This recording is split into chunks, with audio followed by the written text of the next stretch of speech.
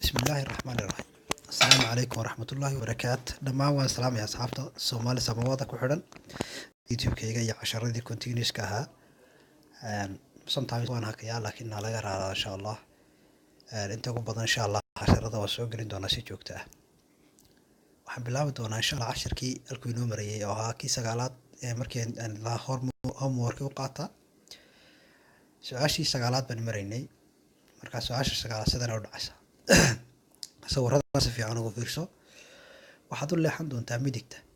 maxay tahay khatarta ugu weyn ee ay waajib tahay inaad ka digtoonaato markaad leexanayso? su-aashu waa taa oo sawirkana waa aragtaan. waxaan sameynaynaa insha Allah inaan jawaabaha afarta jawaabood iyana insha Allah aan maxay ahayd aan isla eegno bal su-aasha saxda. Okay. jawaabta koowaad waxay leedahay ninka baaskiilka saaran ee toos uga soo socda wadada baaskiilada kaas ka digtoonaanaysa. talabaad waxay leedahay ninka baaskiilka saaran ee gadaal uga soo socda wadada baaskiilada kaasaa raba inuu toos u socdo markaa waa laga digtoonaanaya. lugayaasha dadka lugayaasha ka soo baxaya meesha lugayuhu wadada ka goynayo ee horteyda ah asaad ka ilaalinaysaa bay leedahay su-aasha saddexaad. jawaabta saddexaad. jawaabta afraad waxaa leedahay gawaarida kasoo socota kasoo horjeedkaaga kuwaasoo raba inay bidix uga leexdaan isgoyska. gawaarida kasoo socota kasoo horjeedka kuwaas oo raba in ay bidix u leexdaan isgoyska. kuwa kaasoo horjeeda weeye oo toos oo doonaya inay bidix u leexdaan kuwaasaad ka digtoonaanaysa. haddaba su-aasha saxda waxay noqonaysaa su-aasha saxda waxay noqonaysaa markay saagro isla qaadaalino ninka baaskiilka saaran waa talabaad bay noqonaysaa. jawaabta labaad ninka baaskiilka saaran ee gadaal uga soo socda wadada baaskiilada oo doonaya inuu toos socdo sababtay tahay aduna waad laabanaysaa isaguna waa halkaad ka yimid laakiin wadadiisii baaskiiladu haystaa toosna wuu soconaya. marka wadada aad ka laabanaysaa hadday tooska isagu haystaa maxay ahayd kaasaa markaa muhiimadu tahay inuu qofku iska ilaaliyo. marka jawaabta saxda waxay noqonaysaa maxay ahayd ka labaad bay noqonaysaa insha Allah. marka qofku taasoo sameynaya haddii Ilaahay ka dhigo waa taa jawaabta saxda saasay kusoo baxday sax baa la saaray. waxaynu u gudbaynaa insha Allah ta ku xigta oo ah tobnaad insha Allah. waa tan insha Allah tobnaadna waxay noqonaysaa su-aasha markaynu akhrino. waxaad rabtaa inaad toos u socoto muxuu yahay shayga ay waajib tahay inaad diyaar u ahaato xaaladda sawirka ka muuqata. okay waa xaaladda sawirka ka muuqata arki doontaa insha Allah. kaasaa eegaysaan markaa waa aragtaan gaari toos u socda laba gaari istaba taagan gaarigan imanka sawirka qaadaya oo qaadadu laga hadlayo iyo ka horeeya mar walba waxaa tahay ka sawirka qaadaya adigu. marka gaariga ka horeeya iyo qofka halka ka gudbaya iyo meesha samaafaraha ama ishaarada intaas ayaa maxay ahayd iyada eegaysa sawirka ku taala iyo meeshii laga goynayay oo ah samaafaraha waa calaamada ka sarreysa ku taala. jawaabtu markaa insha Allah jawaabta ayaad markaa eegi doontaa insha Allah. laakiin wuxuuna leeyahay su-aasha markaa idinku celiyo waxaad rabtaa inaad toos u socoto muxuu yahay shayga ay waajib tahay inaad diyaar u ahaato xaaladda sawirkan ka muuqata. sawirkana waanigii la sheergareeyay ee tusay. waxaynu gudbaynaa insha Allah saddex jawaabood inta saxda. wadaha horteyda socda ayaa waa jawaabta koowaad. wadaha horteyda socda ayaa ra'yigiisa bedeli kara oo u socodkiisa u wadi kara. macnihii toos u socon kara ra'yigiisa u bedeli kara markaa toos buu socon karaa. wadaha horteyda socda ayaa ra'yigiisa bedeli kara oo toos socodkiisa u wadi kara. waa jawaabta koowaad. jawaabta labaad waxay noqonaysaa wadaha horteyda socda ayaa joogsan kara oo markaa istaagi kara. wadaha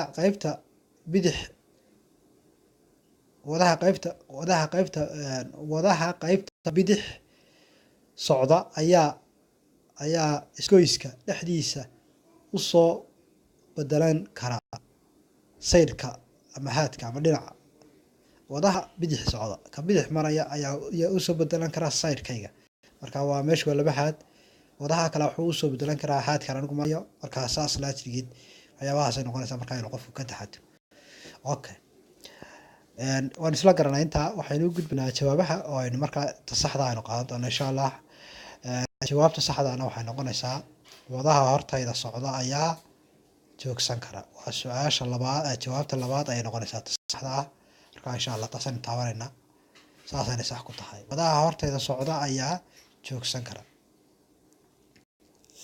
su-aasha kale aynu gudbinaa insha allah ee tan ku xigta oo noqonaysa ta 11aad insha allah okay haddaynu gudubno su-aasha 11aad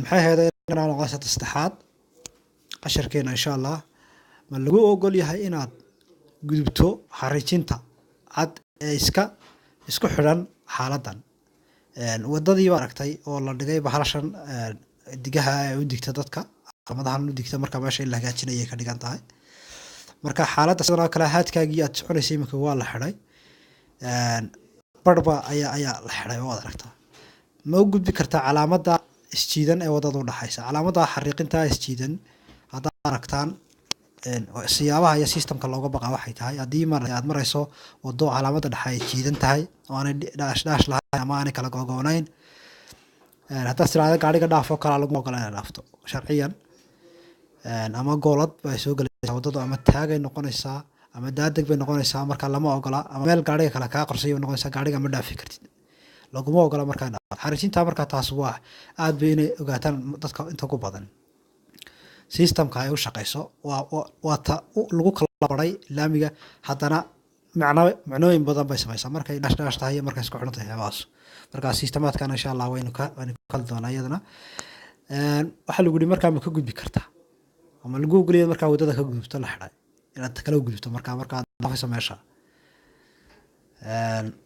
jawaabahaynu gelaynaa afarta jawaabood baynu eegaynaa insha allah waynu akhriyaynaa haa waa lagu ogolyahay xaaladan waa ta koowaad laba may layma ogola marnaba inaan gudbo xariijinta isku xidhan saddex may maxaa yeelay xariijinta googo-an ayaa taala bidixda xariijinta isku xidhan waa saddex afar waxaa lagu yihi haa maxaa yeelay xariijinta googo-ani ayaa taala bidixda xariijinta isku xidhan marka waxay noqonaysaa su-aasha saxda ah ayaan insha allah ku dhufanaynaa waxaanan anigu eegay number 1 inay tahay haa waa la ogol yahay taasaan ku dhufan doona insha allah haa waa la ogol yahay xaaladdan sababtoy tahay meesha waa la dhisaya marka waa lagu ogol yahay marxaladda iyada taagan marka saasay su-aashaas sax ku tahay waxayna tahay number 1 haa waa la ogol yahay xaaladdan okay 12 baynu gudbi doonaa insha allah waxay leedahay su-aashan muxuu ka dhigan yahay laynka wadada waataan hadda ka hadlaynay wadada bartamaheeda ku yaala ama laynka kala bara muxuu ka dhigan yahay waa laynka u dhaxeeya labada haad maaragtay muxuu ka dhigan yahay baa lagu yidhi okay waxaynu u gudbi doonaa insha allah saddexda jawaabood waxay sheegaysaa in xawliga la ogol yahay inuu yahay 70 ayay sheegaysaa wadada dhex marta ayuu ku waxay ka dhigan tahay taasuu ka dhigan yahay macnihii laynka dhexdhexe ee dhaash u dhexeeya ee wadada u dhexeeya waxay calaamadaysaa wadada bartankeeda caawisaa oo u mitir tahay oo dhextaal wadada saddex waxaa mamnuuc ah in laga tallaabo laynkaasi su-aashii waa kuwa su-aasha saxda baan insha allah qaadan doonaa su-aasha saxdaana waxay noqon doontaa waxay calaamadaysaa wadada bartankeeda wadada kala barta marka insha allah taasaynu qaadana waa talabaad saasaana sax ku tahay su-aasha ugu dambeysa ayaan insha allah qaadan doonaa maxay heeday toddobaadkan su-aasha ugu dambeysa waxay noqonaysaa marka ugu horeysa ee qofku liisanka qaato waxa uu haystaa muddo la yidhaahdo muddada tijaabada. Intee ayay leeg tahay muddadaasi? Okay, muddadaasaynu isla eegi doonaa insha allah.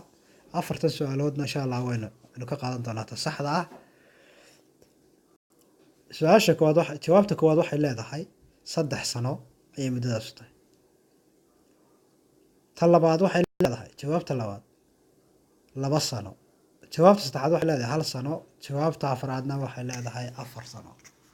markaas ta saxda waynu qaadan doonaa insha allah, waxayna noqonaysaa 2 sannadood.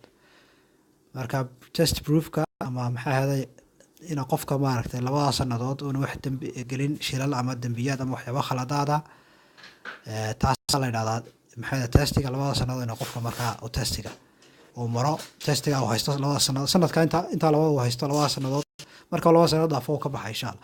marka waxyaabaha ugu badan iyo khaladaad ba jira liisanka lagaga qaadi karo marka 2 sannadood weeye testiga uu haystaa. waana salaamaya. assalaamu calaykum waraxmatullaahi wabarakaatu. marka waa taa 2 sano. waan salaamaya. assalaamu calaykum waraxmatullaahi wabarakaatu dhammaantiin. maxaa yeelay insha Allah share gareeya, like and subscribe. maxaa yeelay marka groupka ku xidhnaada ama maxaa yeelay Somali samawada YouTube subscribe share si aad maaragtay casharada ugu horeeya ama qofka ugu horeeya aad noqoto insha Allah. like subscribe and share insha Allah. aad baan salaamay. assalaamu calaykum waraxmatullaahi wabarakaatu.